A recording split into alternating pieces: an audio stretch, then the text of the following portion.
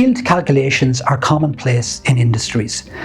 Of course, in manufacturing, they're always interested to know what have we yielded as a proportion of all of the raw material that we presented to the process, or what have we yielded after testing a product prior to shipment.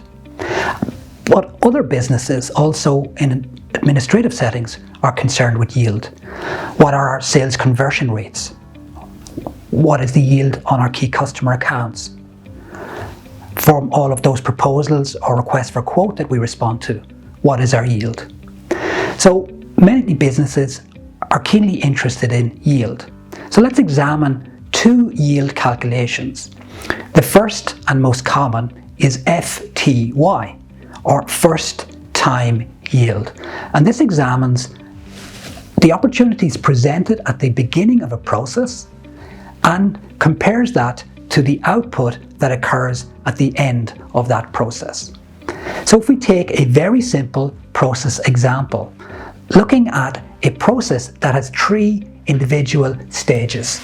So a simple process which is made up of three activities: activity A, activity B, and activity C.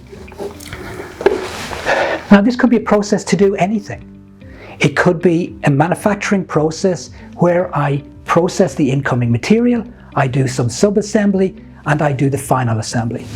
Or it could be a loan application where I do a credit worthiness check, I do a collateral check, and I do a legal review before I'm able to process that loan application, or many other examples. A simple three-step process. And first-time yield examines the number of opportunities presented at the beginning of the process. So let's say, for example, we had 100 clients present loan applications to our organization. And after taking them through all of the process stages, we successfully sold 90 loans to those customers. Well, then our first-time yield would examine the 90 that we succeeded in selling divided by the 100 that we potentially received as business opportunities, and our first-time yield, FTY, would be 90%. Very straightforward, and that might look quite good.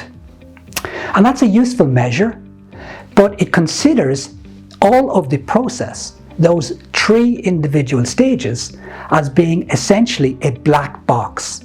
We didn't look inside the box to see what was going on. We looked at what was presented to the box and what was output from the end of the box. And we've not focused on what was happening inside the box.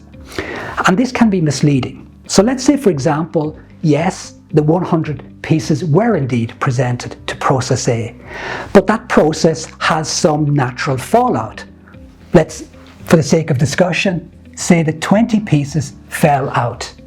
And I had to do a lot of work to recover those customers.